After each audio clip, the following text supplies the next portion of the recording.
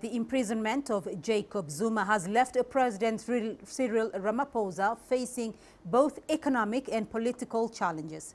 Zuma's arrest has widened divisions in the ruling ANC, with several members remaining loyal to the former president.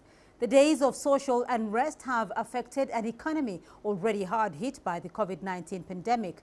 As Zuma continues efforts to appeal his imprisonment, widespread violence is expected to continue.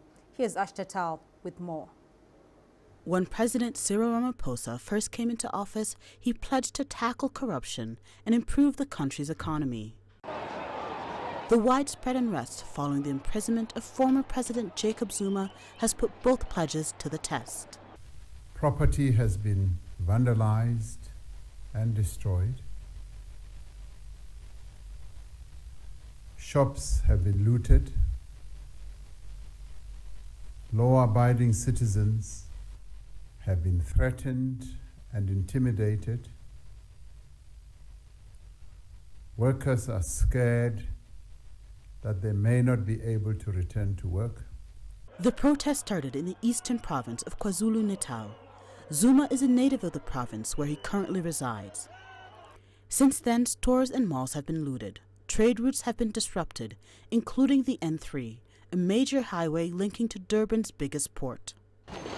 The country's COVID-19 immunizations have also been hit hard. COVID-19 vaccination sites in Gauteng and KwaZulu-Natal provinces were forced to close following attacks.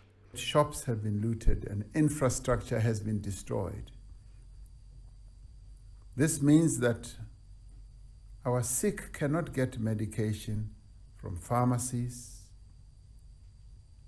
Food does not reach supermarket shelves, and health workers cannot go to work.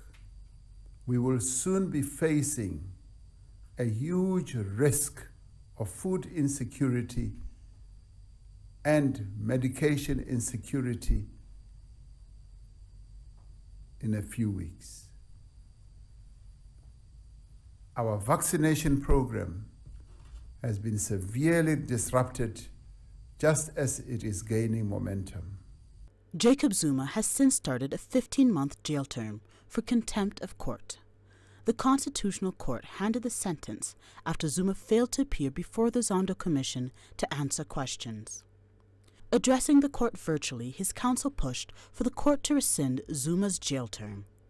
The starting point for us is who shall guard the guardians. We say that because this matter involves, first and foremost, the proposition that it is the Constitutional Court itself that may have exceeded the bounds of the Constitution. But despite the brazen contempt, because he has been told by this court to attend the commission as chaired by Justice Zondo, despite that brazen contempt, which is persisted with in these papers, Mr. Zuma does not want to take punishment either. Police have said protests intensified as Zuma challenged his 15-month sentence. Indeed, there is division both in the streets of South Africa and in the ruling African National Congress Party. Zuma still enjoys support from his former party, including that of Ace Magashule, who is currently suspended from his role as a Secretary General of the ANC as he faces a criminal case stemming from corruption charges.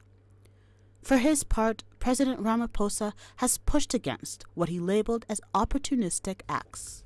Some have characterized these actions as a form of political protest.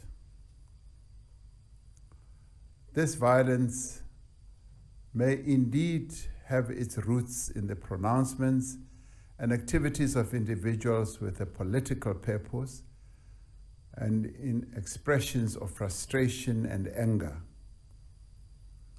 At the beginning of this unrest, there may have been some people who sought to agitate for violence and disorder along ethnic lines. We know that the majority of our people have, out of principle, refused to be mobilized along these ethnic lines. However, what we are witnessing now are opportunistic acts of criminality, with groups of people instigating chaos merely as a cover for looting and theft. The Constitutional Court will now rule on whether to rescind Zuma's jail term. Asta Tall, CGTN.